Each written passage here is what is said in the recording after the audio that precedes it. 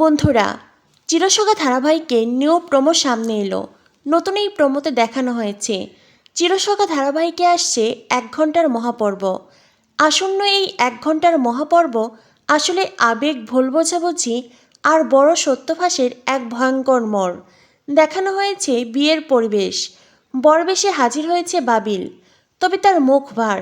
বেশ রাগীভাবেই বিয়েবাড়িতে প্রবেশ করেছে। অন্যদিকে কোয়েলের বাড়িতে বিয়ের খুশি।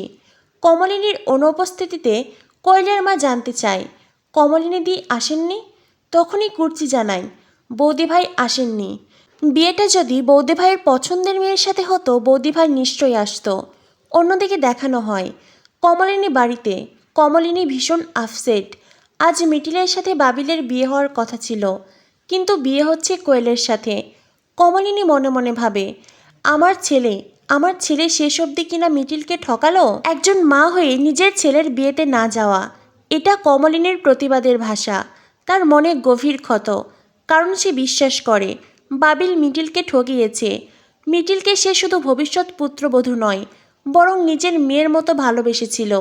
এরপর দেখানো হয় সেই বিশেষ মুহূর্ত, যেই মুহূর্তের জন্য এতদিন চিরসখা ধারাবাহিকের দর্শকেরা অপেক্ষা করেছে।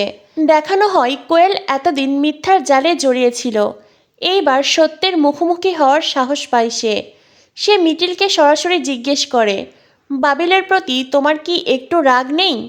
এই প্রশ্নে লুকিয়ে আছে অপরাধবোধ আর অনুশোচনা। মিটিলের উত্তর কোয়েলকে অবাক করে দেয়।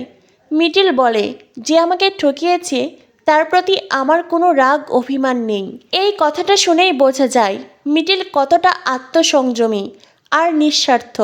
নিজের কষ্টকে চাপা দিয়ে সে কাউকে দোষ দিতে চায় না। ঠিক তখনই আসে মহা বিস্ফোরক মুহূর্ত। কোয়েল দৃঢ় কণ্ঠে বলে, বাবিল তোমায় ঠকায়নি মিটিল। কোয়েলের কথা শুনে স্তব্ধ হয়ে যায় মিটিল। তার চোখে মুখে বিস্ময়, প্রশ্ন আর ভয় একসাথে। তাহলে কি এতদিন যা ভেবেছে সবই ভুল? এই একই সময় অন্য প্রান্তে বাবিলের অন্তদ্বন্দ্ব শুরু হয়। সে মনে মনে ভাবে, মিটিল তুই কি সত্যি আমায় অবিশ্বাস করলি? তার কষ্টটা গভীর, কারণ সে মিটিলকে নিঃশর্ত বিশ্বাস করেছিল, অথচ সেই বিশ্বাসেই ফাটল ধরেছে। এই মহাপর্বের সবচাইতে টানাপোড়েন এখানেই। সত্যটা পুরোপুরি প্রকাশ পেলে মিটিল কি বুঝবে বাবিল নির্দোষ? কমলিনী কি বুঝতে পারবে তার ছেলেকে ভুল বোঝা হয়েছে? আর কোয়েলের এই আত্মত্যাগ, সে কি শেষ পর্যন্ত সব সম্পর্ককে জোড়া লাগাতে পারবে, নাকি নতুন সংঘাতের জন্ম নেবে? এই 1 ঘন্টার পর্বে শুধু বিয়ের রীতিই নয়, ভাঙবে মুখোশ, বদলাবে সম্পর্কের মানে। তো বন্ধুরা, কি হতে চলেছে চিরসখা ধারাবাহিকে? চিরসখা ধারাবাহিকের পরবর্তী আপডেট পেতে আমাদের সাথেই থেকো। ধন্যবাদ সবাইকে।